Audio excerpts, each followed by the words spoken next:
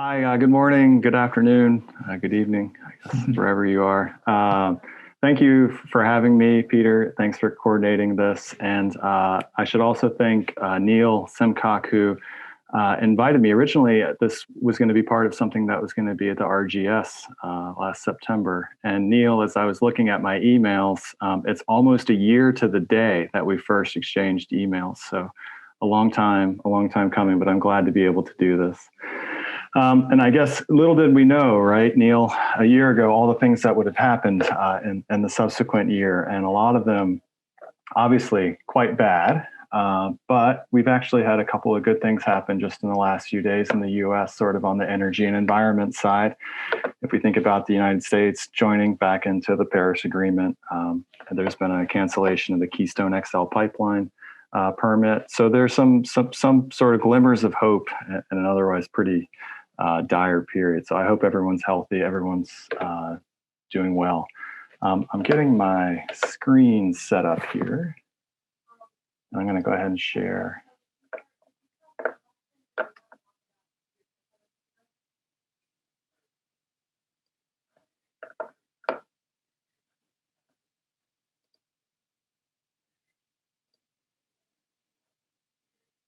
Oops, I don't think that's what I wanted to do. Let me try that again.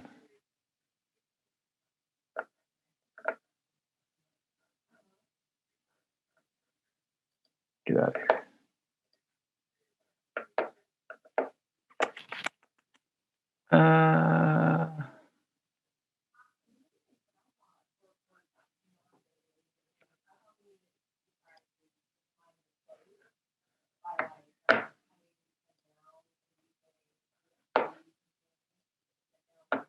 Technology is so fun. It looked like it had shared the first time. Really? There. It's shared now, and you just, if you click on that, it should take you into. Just want to make sure you guys are seeing the correct screen. Do you see it? Yeah, so we're getting the presenter view here. If you click on swap displays at the top left-hand corner. Oh. There we go. Perfect. I just needed some help from some experts here. So, well, thank you all again for having me. So just as background, when I'm not doing all this sort of technology wizardry, I'm an associate professor of geography and environmental science at the University of South Carolina. So I've been here for about 7 years. And my research is generally been focused on around energy poverty, around sort of renewable energy transitions. I've worked in the Caribbean some. A lot of my work has been, prior to that, was about looking at the relationship between energy and race in the US South. And most recently, I've started on a project where I'm looking at the relationship between the financial industry and the changing US electricity system, which has been interesting and fun and taking up a lot of my time of late. So I also have a really long-standing interest in teaching. I helped to organize a special issue of the Journal of Geography and Higher Education a few years back with my colleague at San Francisco State University, Autumn Thorey. And so there's some really good resources in there. I think it's from 2015.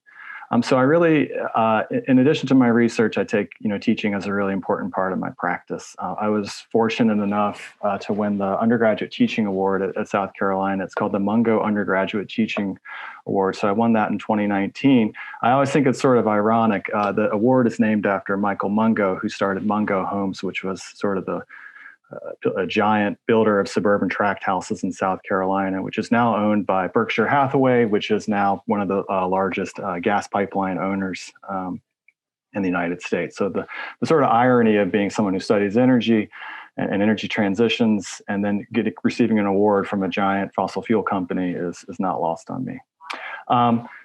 So more broadly, I think I consider myself to be a critical geographer, and I try to carry that approach into my research as well as into my teaching. And so that's a little bit about what I wanted to talk about today. So just a sort of brief outline, I'll talk a little bit just about what critical geography is. There's a lot that we could talk about on this. I'll transition then to thinking a little bit about how we bring critical approaches to our teaching.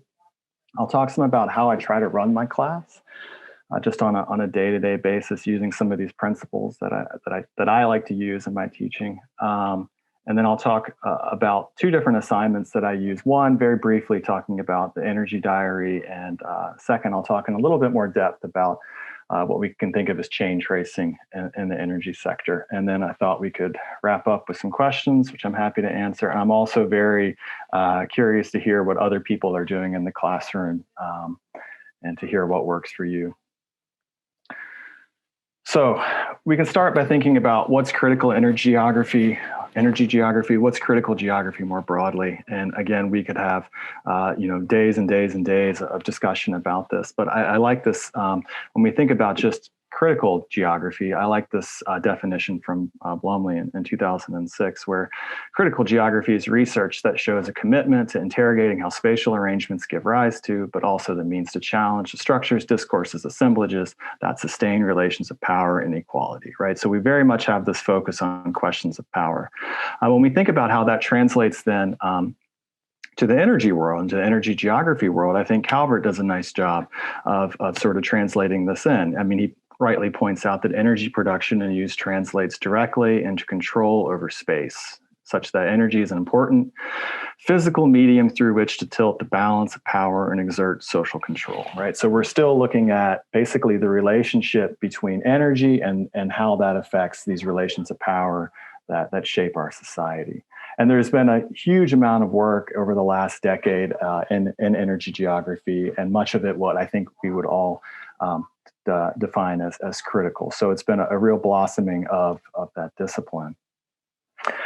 So we have this real interest in questions of power, but I think when we start to think about how we translate that into our teaching, I think one of the first things that we need to do is really think about how it is that energy systems are more than just technical, right? That's one of the key things that I think that we can get across to our students, is that, our energy systems are much more than just technical systems. In fact, a lot of the technical problems have really been worked out over the last few years. So it's more a question when we start thinking about transitions of sort of the social, economic, cultural drivers and barriers that we face. So a definition that I like to use in my teaching is one that comes from Bridge and colleagues from the textbook that came out a year or two ago, Energy and Society Critical Perspective. And they lay it out in this way, right? So what they say is taking a critical perspective is placing the problem of energy within its historical and cultural context, and then trying to seek to understand how social and material contradictions shape energy problems. So I think these are really good starting points for bringing the critical approach into the classroom. It's a little bit easier, I think, for students to start to think about that a lot of what we'll be doing in this class or class that I'll be teaching is try to understand these technical questions within their historical and cultural context. And I'll elaborate a little bit more on that. So that's a bit, I guess, about critical geography, critical energy geography. I think we also need to think about how it is that we actually go about bringing critical approaches into the classroom. And so there's been some work on this, some of it in the journal Geography in Higher Education and other places. This is a couple of sort of quotes and good points that I think have been meaningful to me as I think about how do we bring critical approaches into the classroom. So the first one here is from Goodman, and I think he says that if we just expect our students to become magically politicized and caring about human ecological exploitation from what he refers to as the sage on the stage, right? The sort of lecturer up there who's just telling everybody how it is, that's likely going to be fruitless, right? Our students are coming from a lot of different backgrounds, and many of them quite different than us, right? As Heyman points out here. Students are going to have little in common with their instructors, who often, and I include myself in this, often we pay a lot more attention to theory, politics, and practice than we do in our research than we do and necessarily in our teaching. So we need to think about how those sort of concepts are going to translate across into the classroom. I think it's always a good reminder, though, as Cook and colleagues note here, is that even though our students may not just sort of magically become politicized, they may have a go for the sake of an essay or exam answer. So we need to think a little carefully about how it is that we are bringing our teaching, how it is that we're trying to get this information across. And I think our method can be really important to how we do that. So I think if you read through the literature about teaching critical geography and sort of the literature on teaching any sort of critical approaches to basically any topic, one of the really key parts of that is about moving away from lecture, right? Just straightforward lecture, and towards more active learning approaches. If you're in a university, you probably are bombarded by information about how to make your teaching more engaged with active learning. So there's lots of definitions out there. There's lots of resources out there. But I think that the sort of key underlying point is that it's basically not lecturing, right? So it's discussions, it's all sorts of activities. It can be actually a little bit harder, I find, but I think it's worthwhile and really effective. So I'll talk a little bit about some of the kind of active learning techniques that I use. I think for me, another part of bringing active learning in the class is about finding this sort of balance between how scripted my class is and how unscripted I let it to become. And so what I mean by that is that probably like a lot of you, I try to come to class with a really clear idea of what I want to do on that day. And for many years, when we got off topic, when we got going in different directions, I became very sort of uncomfortable and was really trying to get back to the material that I had set that we were going to cover that day. But what I learned, I think, over time is that some of the best moments I've had in the classroom and those times when the students really remember what it is that we talked about is when we've been completely off topic, or at least what the topic I was hoping to cover that day. So I remember I had a student that came in one day and basically asked how it was that residential rooftop solar might have equity concerns. It was something that she saw on Facebook. And so basically what we ended up doing is throwing out that topic for the day, the topic that I was going to cover that day. And we spent the whole class. And we got into a really great conversation about how residential solar contracts work, right? How it is that those companies are trying to make money. How that then connects to the utility business and the way that the utility business models are working. And ultimately, this question of who is paying for the electricity, how we're cross-subsidizing different areas, and what's sort of the right and just thing to do. And it was a really memorable moment, completely off topic. And I've had students come and want to talk about that, in the years since we had that conversation in class. So I think, being comfortable with those sort of unscripted moments is good. So what I want to talk a little bit about here is how I actually try to run my class just sort of on a day-to-day basis. And I think that's important, right? We can talk about assignments, but I think it's often about how we try to set the sort of cultures in our class. But just a little bit of context. I think this is always interesting for people because, the UK system, the US system, and probably other systems around the world are quite different in the way that, our jobs as instructors and professors are structured. So, I have what's called a 2-and-2 teaching load. I teach 2 courses per semester, and that's in addition to my research service expectations. That's in the U.S. would be a sort of teaching load that I guess would be on the lower end of things, but probably fairly standard for geography. I teach a course pretty much every year that's called Energy, Society, and Sustainability. And typically this class it's an upper level class for undergraduate students. I typically have about 25 students. It's capped around that. And our semesters run for 15 weeks. We meet 2 times a week, and each class period is about an hour and 15 minutes. So we have a good amount of contact. And so I'm the sole instructor where I'm with them for the entire 15 weeks. The students that I get are mostly geography and environmental science majors. But there's no prerequisites for the class. So a lot of them will come from other areas of the university. So I'll get students who are majoring in something related to business or public health, sometimes journalism or information communication sciences. So some students come with a lot of interest and background in the energy world, and some come with very little at all.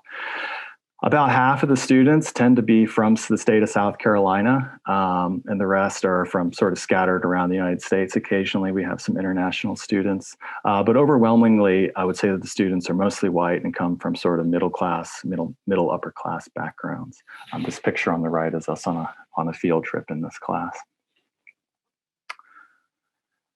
But what I really try to do is set from the first day, right? Really set out the expectations on how sort of I want the class to go. So there's a tendency, I think, in the U.S. educational or higher education system that the first day is you basically read the syllabus to everybody, and then it's kind of a see you next time. I actually think that the first day is really an opportunity to really set these expectations about what we're going to do, right? To set the sort of premises about how this class is going to work and what my expectations are for them. And I think it also helps the students to really get engaged and excited in the material. So I try to start, on the first day in this class, and we had this discussion about what energy is, right? So just come in with a whiteboard and a marker, and I just ask them, right, what are our preconceived notions, or what are the things that we've learned over the year about what energy is? So it's kinetic energy, it's potential energy, it's mechanical, it's chemical.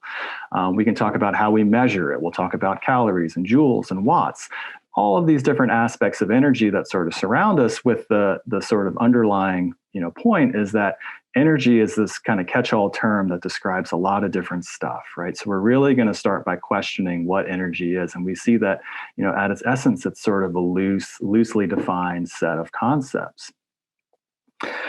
I also like to put forward a kind of a set of premises or rules. And again, this is drawn from the Bridge textbook, which I use in the class.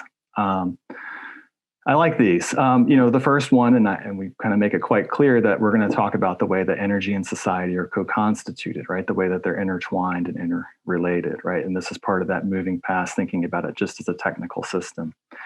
We'll think about how energy supply and demand are material practices, right? The idea that people don't seek energy in the abstract. I often use the example of, we don't just stick a fork in an electrical socket because we want energy, right? We want to use energy to accomplish things in our lives. We talk about the way that there's multiple actors and that shape the energy systems. I like to say that there's no they, right? If we're giving an explanation, we can't just say, well, that's because they want that, right? We really want to interrogate who that they is and be specific about our actors. And then, the question, the point that geography matters to energy systems, right? The challenges of energy are not the same everywhere, for one, and what counts as an energy problem in one place is going to be different than what counts as an energy problem in another. We also have some sets of emphases, right? And this is sort of generally in my classes. We don't want to take things for granted, right? Again, no they. We need to show the importance of specificity, and I emphasize to them that I'm not going to allow sort of sweeping generalizations about things. We talk about how we need to develop and use a vocabulary. The energy world is packed full of acronyms, it's packed full of jargon, and we need to embrace it. We need to learn how to use it in order to be really, highly engaged energy citizens, energy consumers. I want to make sure that they know we're going to apply the concepts that we're going to learn to the real world, right? The so-called real world. In South Carolina, it's been easy to do that. There's all kinds of things going on in the energy world in the state, which is sort of remarkable in some ways. But so we make an emphasis to do that. And then I also want to try and make the material relevant to their daily lives. So in terms of day-to-day, one of the things that we often do is we start with a slide that basically looks like this. So this shows electricity generation capacity by source in the U.S. And this comes from the U.S. Renewable Energy Data Book, which is put together by the National Renewable Energy Lab. And that's just a huge collection of charts and graphs that show trends in the energy system. So I'll come in to the classroom with a couple of slides like this. So here's generation capacity, right? Here's electricity generation by source, right? This shows us some of the changes that we've seen over the last year in renewable energy generation capacity, right? Here's a map of where the installed renewable energy capacity is in the U.S., the states that are leading in that. And really, we focus in on how we can read these charts, right? And I asked them to come up with explanations and theories of change, right? So we can look at this declining percentage of coal, look at the increasing percentage of natural gas, this sort of figure, the stability of nuclear power, the increases in renewables. So this is actual generation. We can think about the relationship between generation here and capacity here, right? See how much, despite nuclear only being 9% of our electricity generation capacity, it's actually producing closer to 19% of the actual energy that's being consumed, right? And so this is how we can start thinking about some of these technical matters, right? About peak load and base load. But it also allows us to start to have students hypothesize some of the impacts of change, right? When we start to see the decrease in the amount of coal that's being used, right? They can start to think about what's happening in those communities that were once dependent upon coal.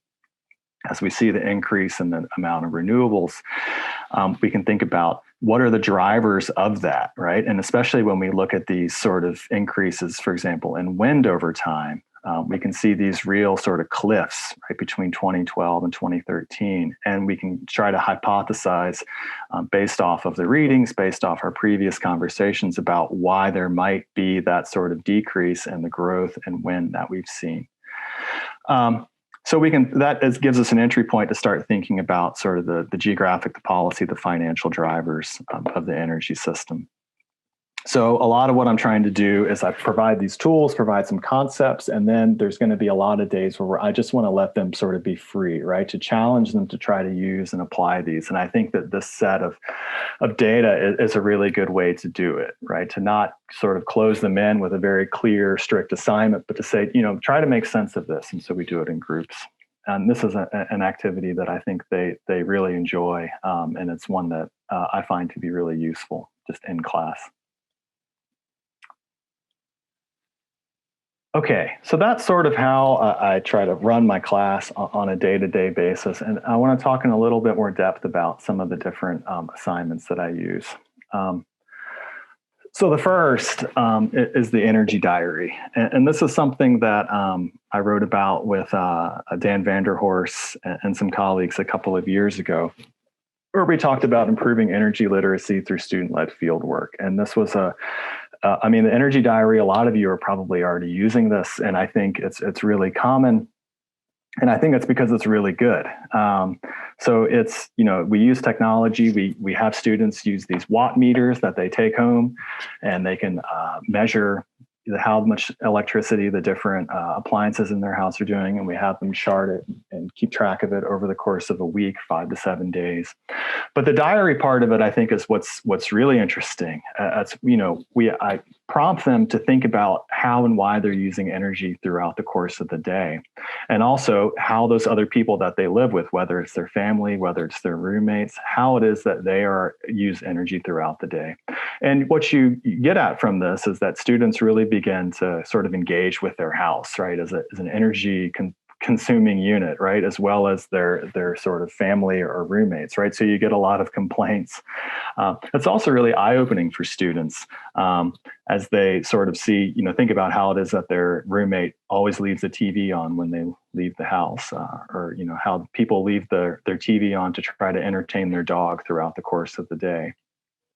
You also run into situations where students see what it is that they can measure and can't measure in their house in terms of energy use, or they'll remark upon, if they live on campus or off campus, what sort of relationship they start to have with their electricity bill or their electricity meter. And I think it gives them the opportunity to start thinking about things like energy efficiency, and to start to think about where it is that energy is actually being used in their house. And what they find overwhelmingly is that it's from air conditioning and heating, depending upon the year in which we do that. So all of our sort of concerns that come from changing our light bulbs, or how we're sort of charging our computers or not, what we quickly find out is that those things, we have some control over them, but it's really a small percentage of where we're actually using our energy. And so, that leads to questions about, who has the control over their house. Most of them are renters. So they, will get mad about their landlord who refuses to, seal the crack under their door or refuses to insulate their house. And so we start to think about some of these structural issues, and we try to move away from these, where we tend to prioritize individual responses to these problems of climate change and carbon emissions, and start to think about what could be much more structural. So I think energy diaries are a really good way to try to push some of these changes in the way that we think about it. So energy diaries are a really good one. So I'll talk just a little bit more here about an assignment that I've been working on for the last couple of years. And we can think about this as sort of critical energy commodity studies. And this is largely kind of based after the commodity chain tracing that we've seen and sort of the economic geography classroom, economic geography literature. When we, some good examples come from Ian Cook and colleagues. Coe and Young have, a big career in doing this. And there's some in the energy world that have been done by Bridge and Bradshaw around natural gas and oil. And what I like about this is a couple of things. First, I think it provides us with sort of some field work, for example, that we can do in the classroom. So often we think about the field experience as sort of the preeminent undergraduate experience. But one of the things that we have to keep in mind is that, the field trip has a lot of challenges. I mean, there's the question of money, right? If it comes from the department or if it comes from the students themselves. There's a question of who's able to engage in it fully. Over the years, I've had a lot of students who work, right? And a lot of students who are also parents. And so they have a real limited ability to engage fully in those field experiences. If it's a poorly planned trip, it can actually reinforce some of the existing ideologies and prejudices that students may come into it. And I think the thing that I've discovered over the last year is that doing this sort of field work is actually pandemic friendly. It doesn't require that we're all in the same place. So this is an assignment that we do in the classroom. I think there's also some benefits that come from this, in terms of just chain tracing as a practice. As Cook and colleagues describe it, chain tracing allows you to mobilize rather than dictate meeting, to give audiences, participants material to think with, to provoke questions about what this work is about, what the moral of the story might be, and how they ought to respond, right? So it's not such a didactic teaching method to tell them what they should be thinking of this, right? His idea is that it keeps it much more kind of open to interpretation, which I think can be a good thing. But I'll come back to this in a moment. So we can give students material, right, through this, but we live in an age where there's more material available than ever before. And so, the question really becomes, what material and how should they assess it? I mean, we live in this era of fake news, right? So we have a lot of questions that need to happen to be critical consumers of energy. And so this project that I'm talking about is really the outcome of a partnership between me and Kathy Snedeker, who was our university librarian for geography. And so she's a university librarian, a research librarian for a couple of different departments, but it was really helpful as I started working on this project. And what I found is that while we have this whole tradition of critical geography, there's also a tradition of critical librarianship, right, which has a focus on information literacy, but more than just trying to help students with the technical aspects of finding information on the internet. A big part of it is about thinking about knowledge and knowledge production, right? So if we look at some of the headings, right, and so this is a figure from a book chapter that Kathy and I have co-authored that's coming. It's going to be in a forthcoming handbook of critical resource geography that talks about this assignment. If we look at some of these headings here, it sounds like it's something that's come straight out of a critical geography article or critical geography textbook, right? This idea that authority is constructed and contextual, the way that we think about information creation as a process, that information has value, thinking about research as inquiry, scholarship as a conversation, right? And thinking about how this is information searching, is a strategic exploration, that it's nonlinear, that it's iterative.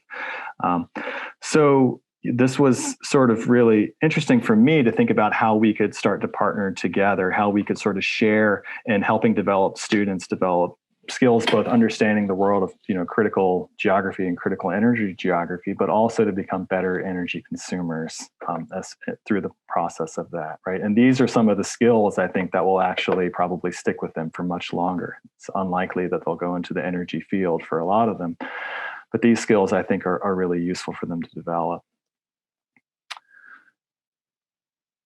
So here's sort of a brief outline of how we work the project. So we pick a project or commodity around energy that's proven controversial. So this might be a particular power plant project. It might be something like concentrated solar power.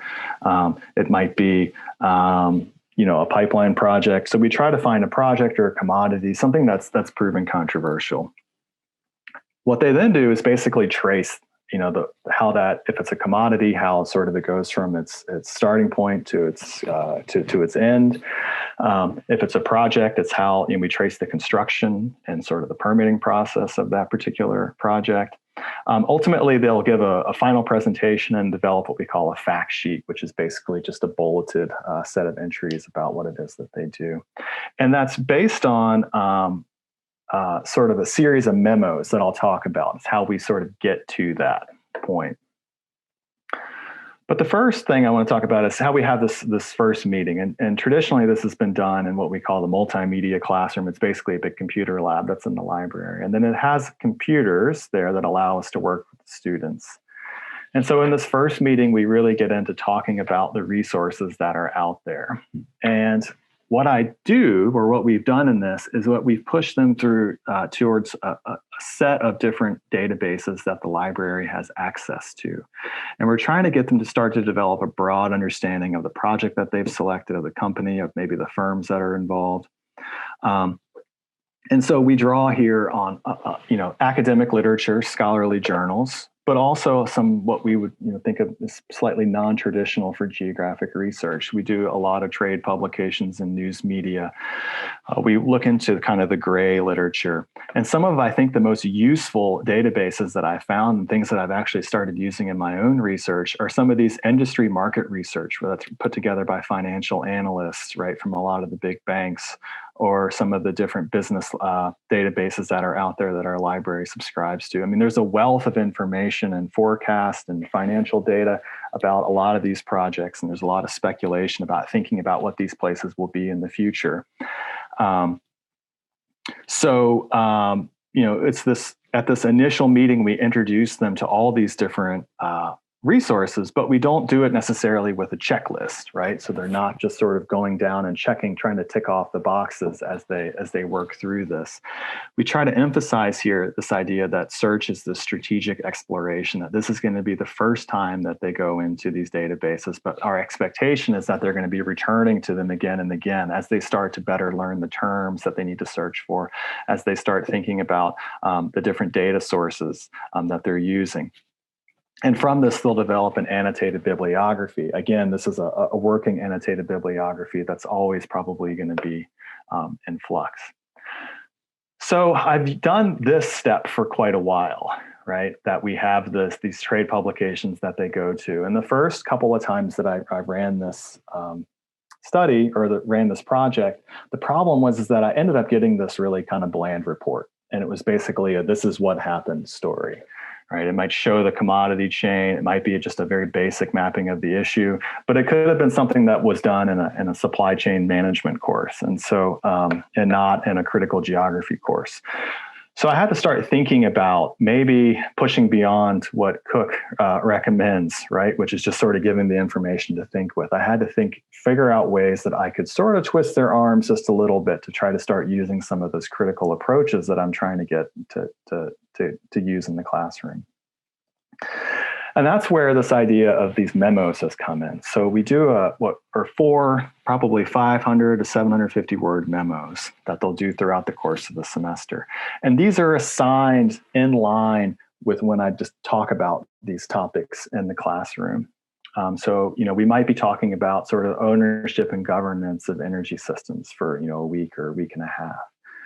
Once we get finished with that, they'll have already had the project assigned. They have their sort of location or their project or their commodity in mind.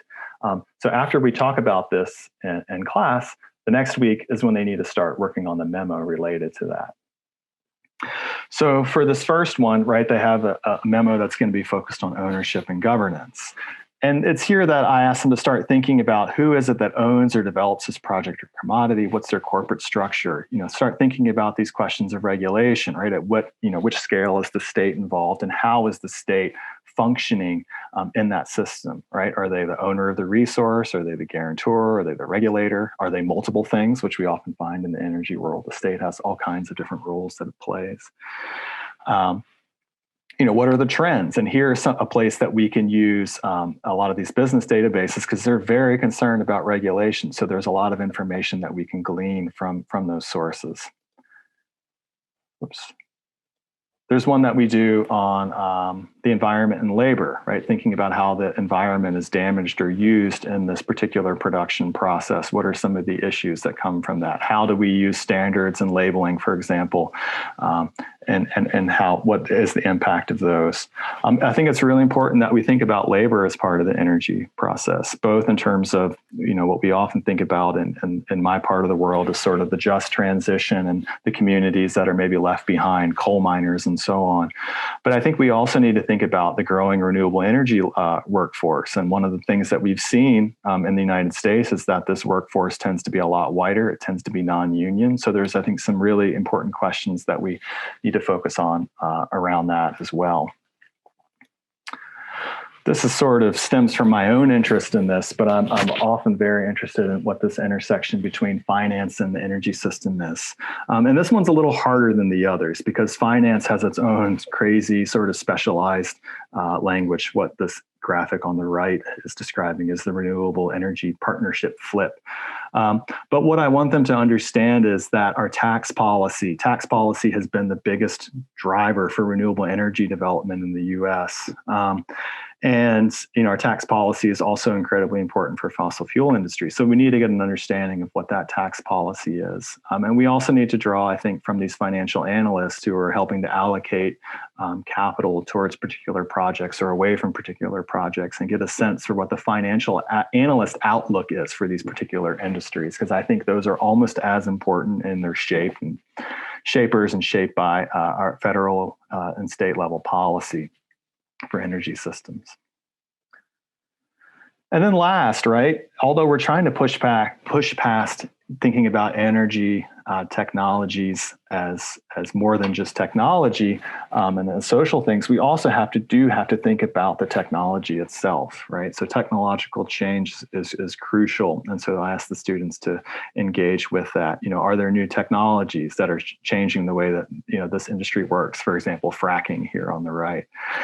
Where are the centers of product innovation for this? Are there, issues of, do we see falling prices, for example, that are changing the way that people think about a particular technology, for example, with solar? And where are those falling prices? Where do they stem from? What sort of technological changes or improvements?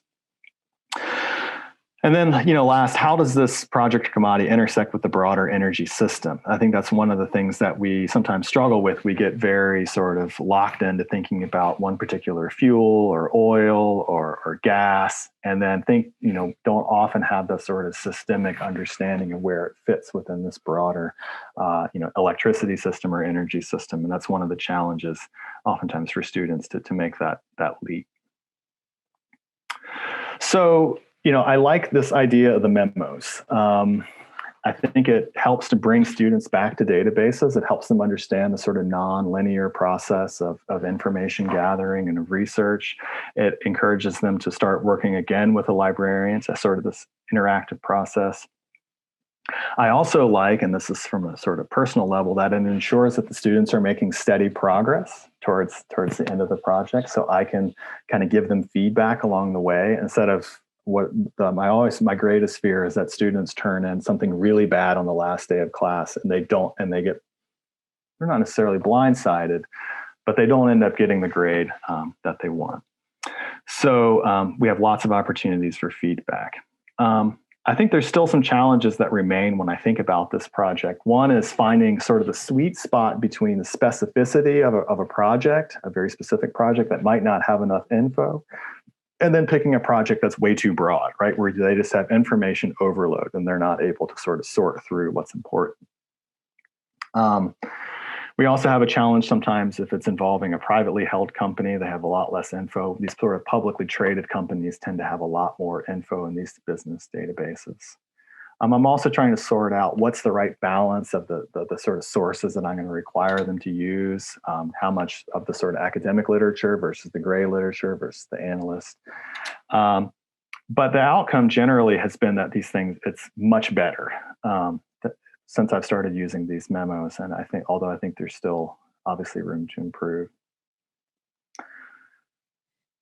So that's a bit, I guess, about the energy class that I've been teaching. It's just really quickly a couple of takeaways as I try to think about what it is that I'm trying to accomplish, or what I was, hoping to talk about today. The first is that I think it's really important to set a culture and expectations in your classroom from the first day. Related to that, I think is learning to let go in the classroom, to be a little bit more unscripted, at least a little bit. I really like to use these charts and graphs, but rather than to use them as just telling us that one piece of information, I like to use those to help the students develop a story that comes out of them. I would say that if you're teaching a class on energy, the use of energy diaries is really essential. And then my last one, and I don't just say this because my mom was a librarian, but I also encourage you, if you have this resource at your university where you're teaching, to really work with your librarian. They're incredible resources that can really help make your classes much, much better. And, at this time where we have huge issues around information and what to believe on the internet, I think they're a great resource that will help us address this stuff, not only in our classroom, but help our students become sort of better consumers of information going forward. Okay, thank you all. Here's my class again. I'm happy to answer any questions, but as I mentioned to Peter beforehand, I'm really interested in hearing some of the things that have worked in your classes as well. So thank you. Thanks, Connor. That was fantastic. In the normal way, we'd give you a round of applause, but in this kind of Zoom world, maybe that doesn't work quite so well. We've got Zoom emojis, I guess, that people can put up. That was fascinating and really quite inspiring. So thanks so much for sharing your experiences. I think we've got a few questions in the chat and comments in the chat. Pippa, are you happy kind of covering those?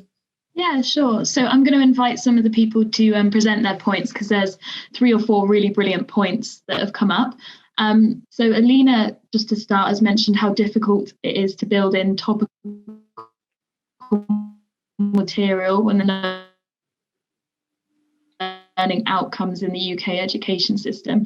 Alina, would you like to bring up this topic a bit more, and then maybe we can open it to discussion?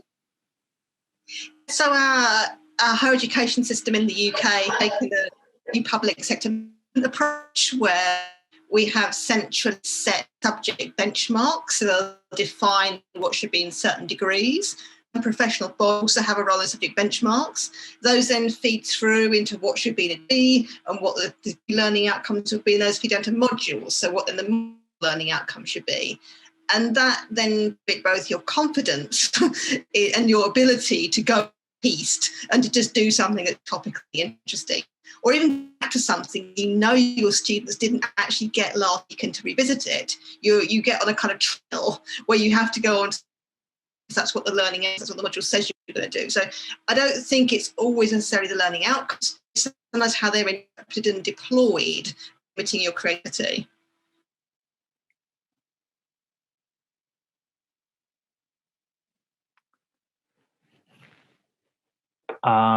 So it was a little choppy. I think I got your point, right? That you have a very sort of scripted set of learning outcomes that you have to work towards. Yeah, I mean, that's a challenge. One of the U.S. university system is fraught with problems, but one of the things, at least at my university, is we still have an incredible amount of freedom, academic freedom. Since I've been here, no one has ever told me what I should teach in my class. So that's really nice. So it's a good thing. It's a bad thing. There probably should be a little bit more oversight, if I'm being honest. But just once you're set into it, so once you've committed yourself to it, then you're stuck with it for the next 5 years. So you might have freedom at the start when you choose it, but then once you've chosen it, you're stuck with it. I see. Yeah, that would be a problem for me.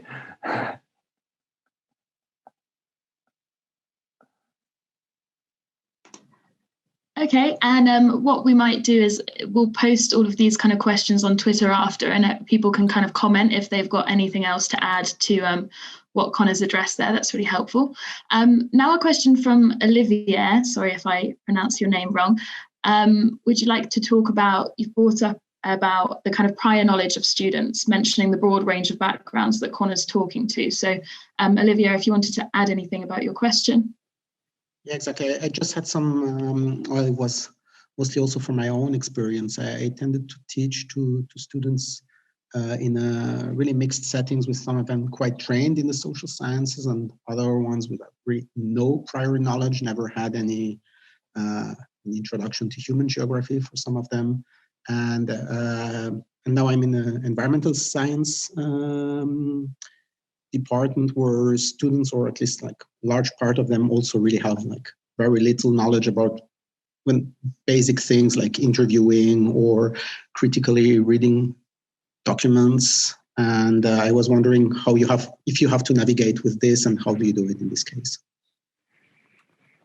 Yes, it's an ongoing challenge.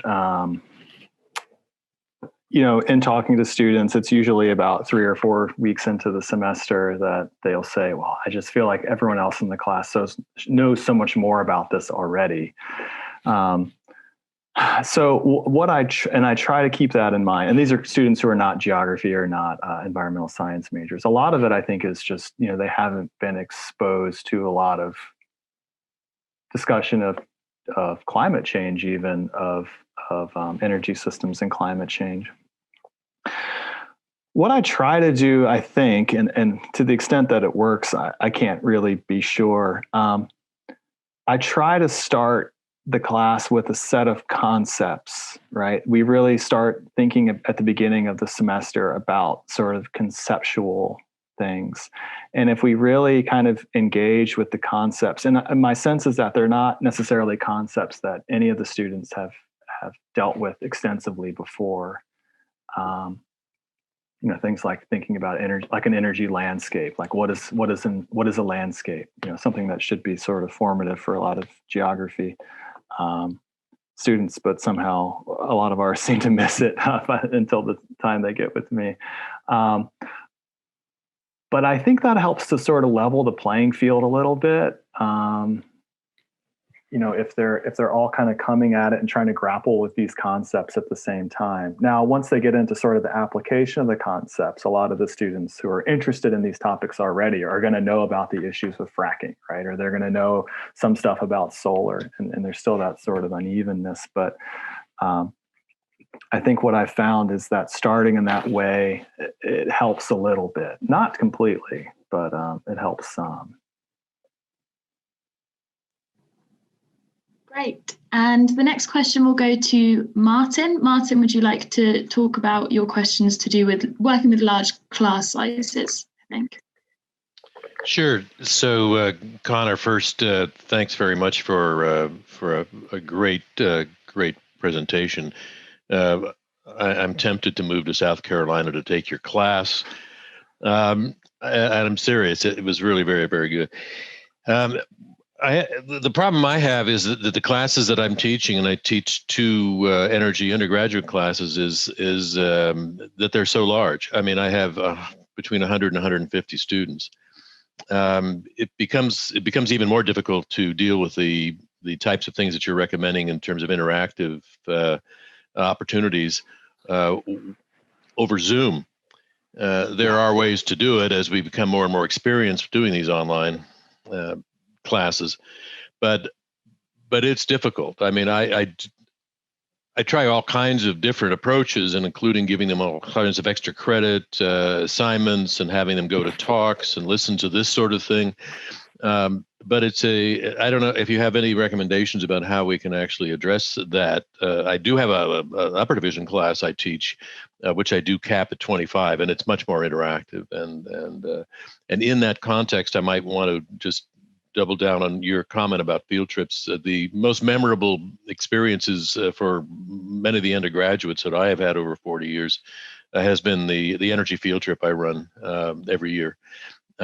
It's several days and to northern Arizona. So field trips, I think I wanted to second the importance of having field experience. But I wanted to just probe you a little bit on how to try to address the issues of interactive workings within a class of larger size. Yeah, that's a great question. I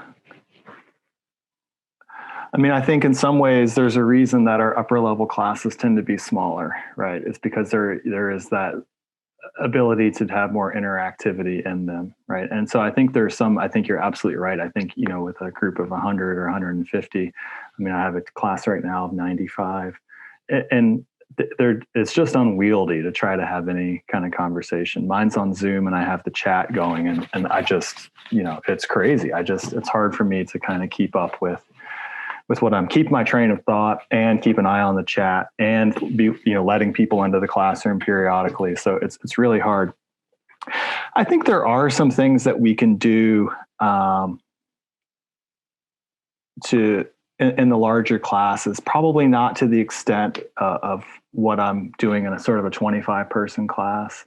I think some of the kind of classroom learning manage, what's it like the classroom clickers. I use one called Top Hat, who's probably banging on your door constantly to try to sell you their software, but it's fairly good to get some engagement from the students in those bigger classes. I don't have great answer to your question. I would say I would acknowledge that it's super hard, and I think anything that we can do beyond just sort of like a straight lecture in a class of that size, we should just pat ourselves in the back and maybe say that's good enough.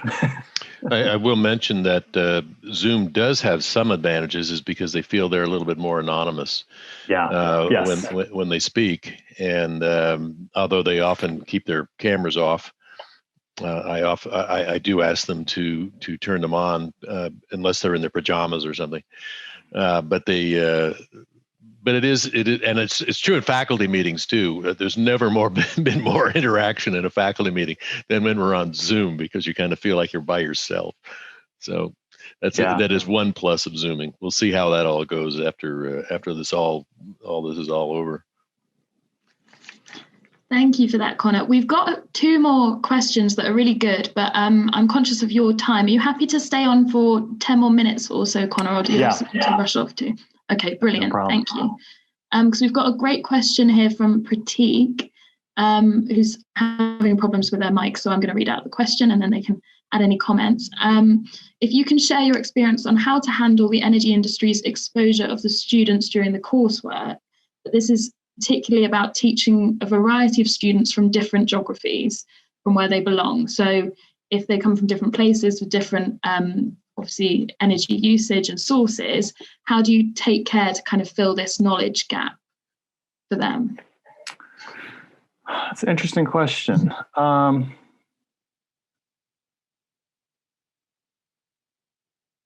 It's a really interesting question. And I would say that one of the things I'm often surprised about is that my students many of them, about half of them are from South Carolina, right? So, South Carolina, we're heavily dependent upon nuclear energy. About 50% of our electricity comes from nuclear in this state.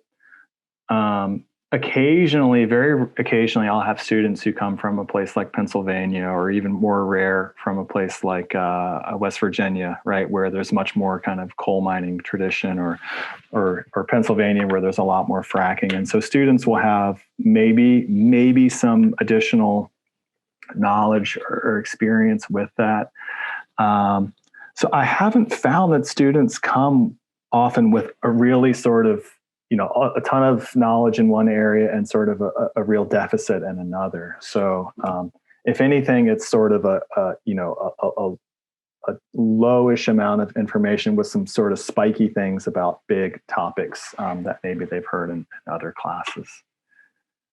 That's an interesting question. Yeah, it is an interesting question. So we'll probably post that on our Twitter again after and ask people for any more advice. And then there's 2 questions that have come up about field trips. So one from Alina, who's mentioned, have you ever used kind of field trips on campus, or if you've got any, I don't know, heat pumps or any solar panels on campus, have you used those? And then Neil has also asked about field trips and really going beyond kind of show and tell with field trips in the classrooms. Any tips you have about that? Yeah, so field trips, yes, on campus, we have some interesting things. So 2 things that I've done that are kind of interesting. I think for students one is we have some buildings that are LEED certified, supposedly kind of green buildings, and so we've gotten tours of those buildings. This isn't an option at South Carolina, but when I was a graduate student at University of North Carolina, they actually had a power plant that was on campus, a cogeneration facility. And it was a small coal power plant. I think maybe it's moved to biomass now.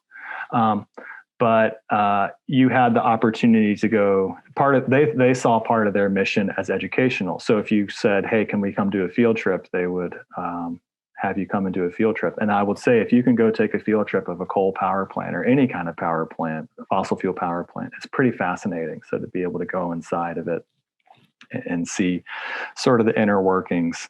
The other thing I was going to say is I've worked with our campus facilities group, and they've been kind enough to share basically all of their historic energy data.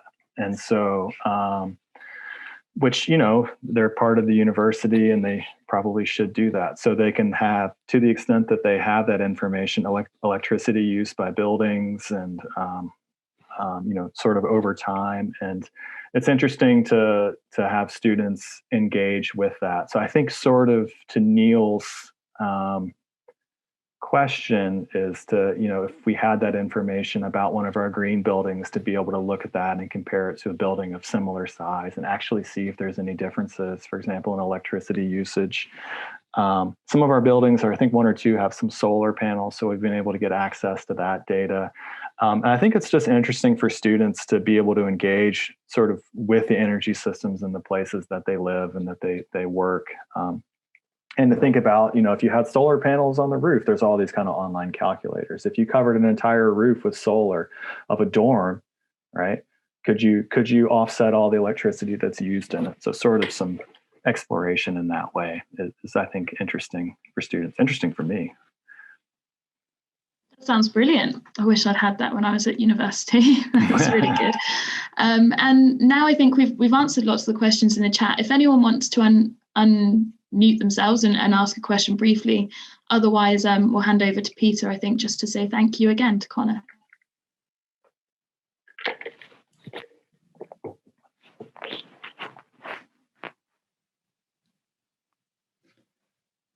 Speak now or forever hold your peace.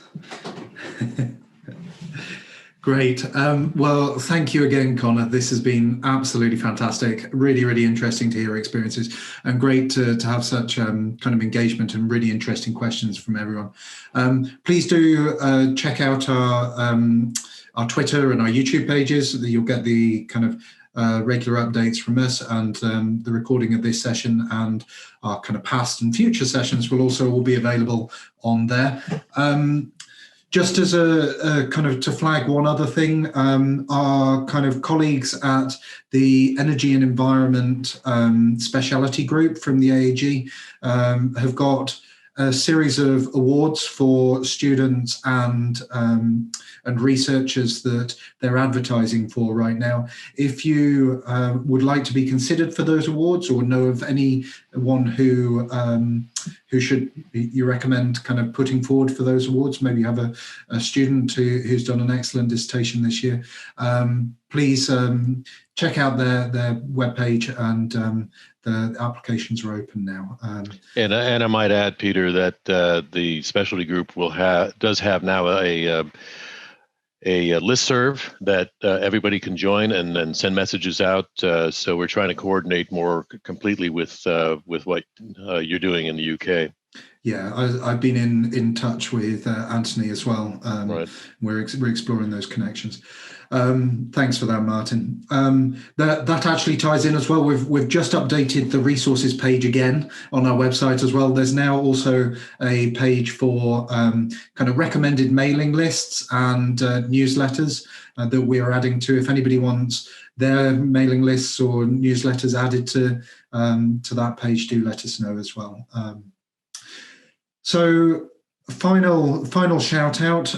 We have the Open Energy Geographies meeting next week on February the 3rd. Please feel free. It might be a little bit early for our American colleagues to and others to join. It's at 9 a.m. On Wednesday. But if not sure what that is. It's 2 a.m. for me, but it's all right. Maybe a little early. But if anybody's got any suggestions of things that they'd like to see from the Energy Geographies Research Group, please feel free to email them to us as well. So yeah, thank you very much, Connor, again. Thank you very much, everyone else, for joining. This has been fantastic, and we hope to update you on our next set of webinars very soon. Okay. Thank you very much, everyone. Thanks, Connor. Thanks, everyone.